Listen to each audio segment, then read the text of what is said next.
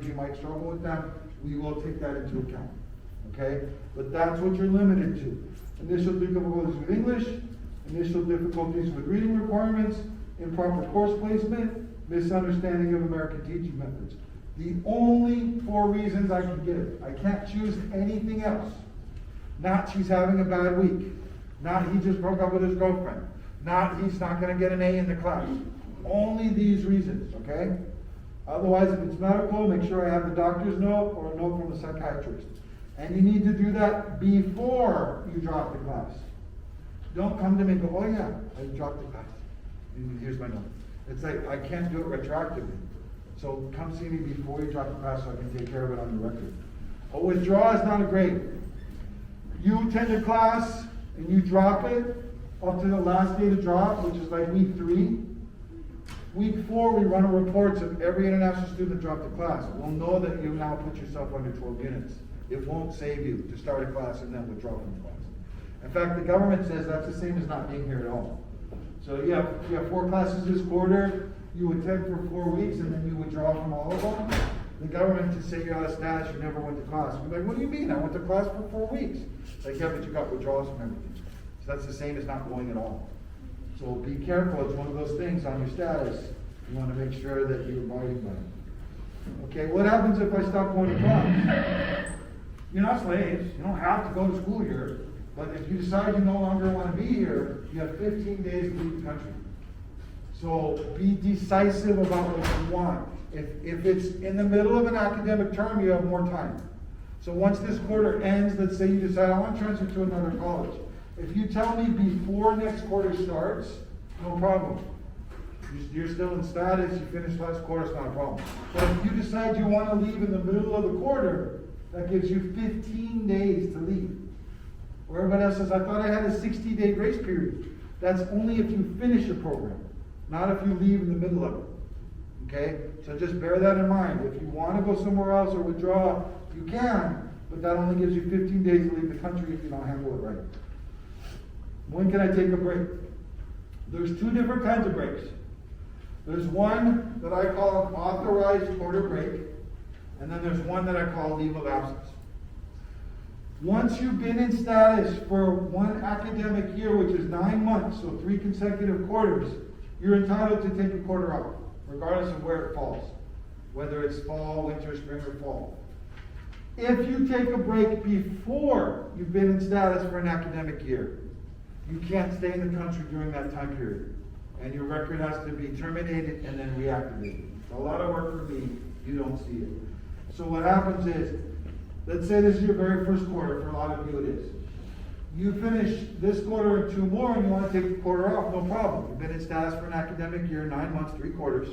You can take a leave of absence and legally stay in the country or travel and come back whenever you want because you're on an authorized quarter break. Sometimes things are going to happen in life that don't meet that schedule. Okay? There's going to be health issues for family members. My sister's getting married in India. It's a 5-day affair. You know, there's going to be things in your life that require your presence home before you've been in status for an academic year. So what happens is you have to be gone. So this is your first quarter. Let's say you want to take next quarter off, but you've only done 1 quarter of study. That means when next quarter starts, you have to be outside of the United States, and your file will be terminated for authorized early withdrawal. Then I have to request to reactivate your file 30 days before the next quarter starts, so that you can re-enter 30 days or less before you go back to class. Okay? That's the distinction. A lot of students get confused about this. They take the quarter off and they stay in the country. Now they have a legal presence. Now they're barred from future visas. It gets complicated.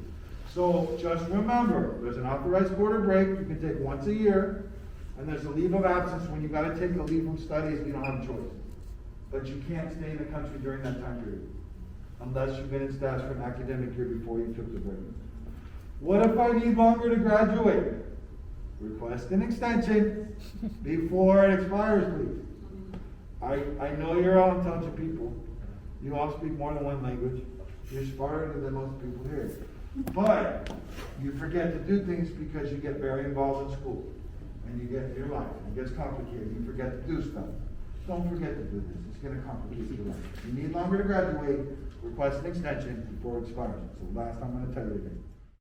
So I would like to add on in this video about extensions of your I-20. So make sure you check your I-20, the start program day and the end program date, to make sure that if you not graduate on time before the program end date, just go to the international advisor office to ask for the extensions. If you need 1 or 2 semester extra, with certain reason it take you less than 2 minutes to do so. Please do avoid expire to pass the end program day, because here are why. First of all, when you do extensions, it only takes you 2 minutes to do that. But if you forgot, it will take you more than $400 in order to file that with the US ICS in order to extend or ask for the new ones. And also it takes you more than 1.5 years or just a year to do so. So it takes you time and money. So make sure you communicate and check your program day or mark on your calendar, because he emphasized this over and over again, but I did not record this part. So I just want to share back with you about this so you can keep it in mind and not make the mistake about this. Number 1, most frequently asked question among international students: when, where, and how can I work? Okay, as I said before, on-campus employment can be done immediately. You know of at least 3 job openings right now. 2 in the Career Center that the director told you about, 1 tour guide. Once the museum gift shop opens up, they're going to want employees too. But you're kind of going to be limited to that, because we don't have like vendors on campus. We don't have like fast food restaurants or outside retail spots on our campus. So the jobs are limited. Internships, apprenticeships, curriculum practical training. Basically, any work done off campus prior to you finishing your program has to be authorized as curriculum practical training. I don't care if it's an internship, externship, apprenticeship, part-time job, it all has to be authorized as curriculum practical training. Because any work done off campus prior to program completion can only be done, if it's not volunteer work, if it's authorized as curriculum practical training. So what does that mean? That means that, first of all, just like most things, you have to have been in status for an academic year to qualify. If this is your very first quarter in the U.S., you're going to have to finish 3 quarters first before you can qualify for this. If you're a transfer student and you transferred your I-20 from one college to another, you can count the time of both colleges. So if you were at SMC studying fashion design for 6 months and then transferred to FINM and did a quarter, you're now been in status for an academic year between the 2. You got a question? Yeah. If you've been to the U.S. before, like I'm not a transfer student, but I was living here before in another college and I finished, does that count? Did you transfer that I-20 to FINM? I didn't transfer, I finished the course. And did you finish the course more than 5 months ago? Yes. Okay, you have to reestablish that status first. That's a good question. So, anytime there's a break of 5 months or more, it invalidates the I-20.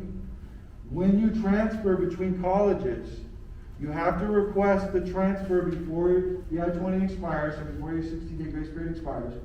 And you have to start at the subsequent college within 5 months or less from finishing at the last college or finishing your OPT. That's the only way to keep your status intact the whole time and not having break. In her situation, she finished studying, and then more than 5 months later, she's coming back for study at a different institution. She now has to reestablish the 9 months on the new I-20 before she can be eligible to work. Because she has to be in F-1 student status for 1 academic year on the same record, so in this case a new record, before she can be authorized to do curriculum practical training. You had a question? Yeah, what if, okay, I went to a different school, right, and I finished the associates, and the 2 associates are like different. The 2... Does it matter if it's like The subject different matter? field? Yeah. This is a good question. Yes, because there's internal and external requirements for curriculum practical training. So the external, through the Department of Homeland Security, through SEBP, says the student has to be in status for 1 academic year. It has to be academic, has to be in a class that's noted on her transcript and in your college catalog with a supervising instructor. The internal FIDM requirements are the student has to be far enough along in their program that they're ready to represent the major, and they have to have a minimum cumulative grade point average of 3.0. So if I get an associate's degree in accounting, and then I did a year of OPT in accounting work, and then I came to FIDM to study interior design, it's going to be at least a year until my department says she's qualified to work in the interior design industry because your background is in accounting. Mm-hmm. If they're closely related, like merchandise marketing is technically a business major. So if I then do a business, a Bachelor of Science in Business Management, I could start working earlier because my AA was in a related subject. What was your prior degree in? Business, And what is your current program? merchandising, project development. Very much closely related. Merchandising, there's marketing, product development, management aspects of that major. You have a business degree, it's a related subject. So you would have to have a conversation with your department chair. So if you wanted to start working like by next quarter, for example, you just sit down and say, this is the job I want to do. This was my prior degree. She looks at it as related to your current one, and she could approve it for you. But if it's drastically different, you'll have to reestablish on in that For major him, before you can represent the this is major. only different. Okay? Okay, yes. Wait, sorry, just to see if I understood, the 3/4 requirements, a FIDM requirement, not. No, it's a CPT. federal requirement. So that's what I'm saying, internal, external. The external are the federal requirements. The federal requirement says this individual must have been in status for 1 academic year before you can authorize them to work. FIDM's internal requirement says basically the same thing. They have to have been far enough along in the major that they have enough education to work in it, and they have to have a cumulative grade point average of 3.0 or higher. But the 9 months is a federal requirement based on federal regulation. So it's the same at every school, not just me. Okay, CPT can be paid or unpaid, so you can work off campus for pay once you qualify for curriculum bilingual training. No more than 20 hours a week while school's in session. And that's why you should get to know your career advisors, because you want them to give you the job leads and help you with the job interviews so that you can get a paid position if you want a paid position. You got a question? Yeah, if there is a freelance opportunity in the field which No. we studied in our bachelor's, so can we take that as an internship? No. The reason why, you can do that on OPT, which is the work benefits after you finish your program. CPT must specifically be in a supervised position, and it must be for the benefit of the student, not the company. So when you're doing freelance work, you're not being supervised, you're working on your own, and you're not being trained, it's not a learning experience. It means you're already qualified to work, and you're working, and the employer is benefiting from your presence. You need to benefit from their presence, not the employer. You need the training and the supervision for it to count as CPT. When you're on OPT, close completion, you can not only do freelance work, you can also start your own business. So OPT is much less restrictive. Start your own business. It is the least restrictive, cheapest, easiest to get type of work Start your own authorization business a on non-immigrant OPT. will ever get in this country. CPT is a bit more restrictive. And what if the company is a US-based company, then It has to be. in CPT? It has to be. So even then, I'm not allowed to work, like if it's a US-based company, I mean, it's not that I'm working for my own home country. Yeah, freelance. but you said freelance. Yeah, So freelance, you can't do freelance work on CPT because of that supervised nature.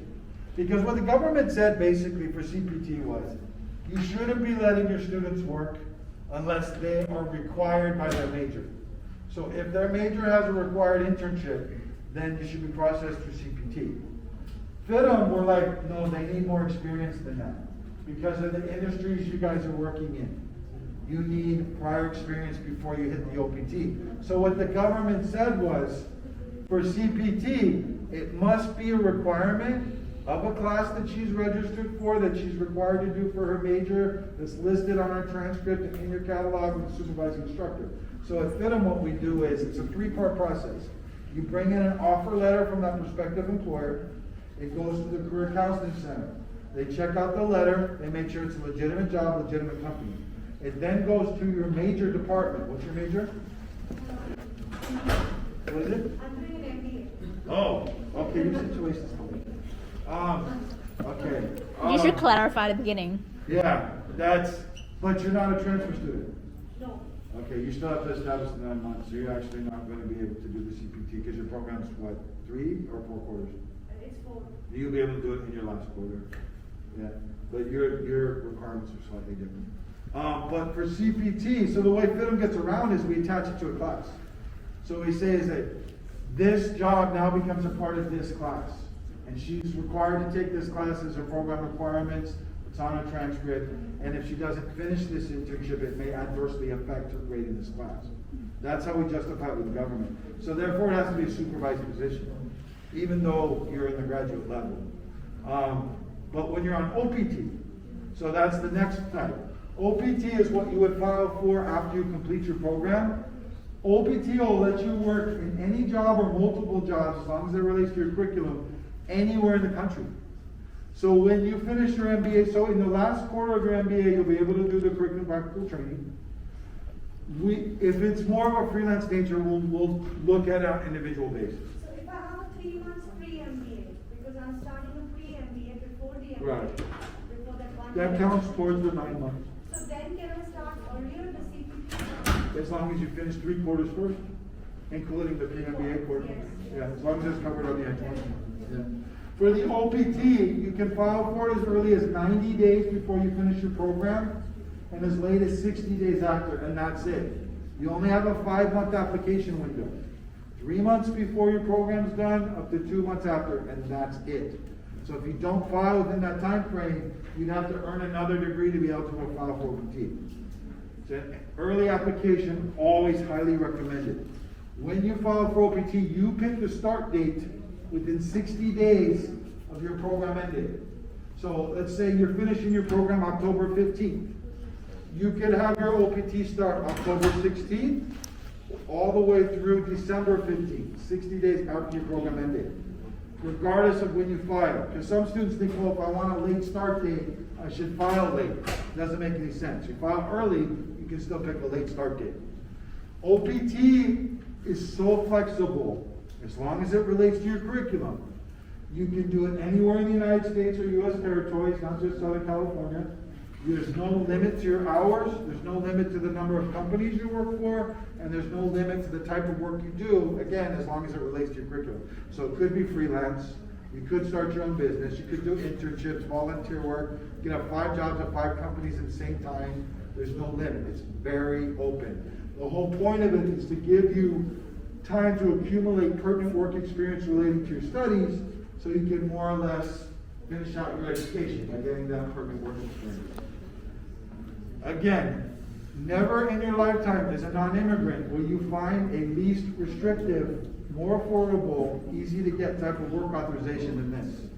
So if you don't want to do it, it's fine, but it is a great opportunity that you would be passing up.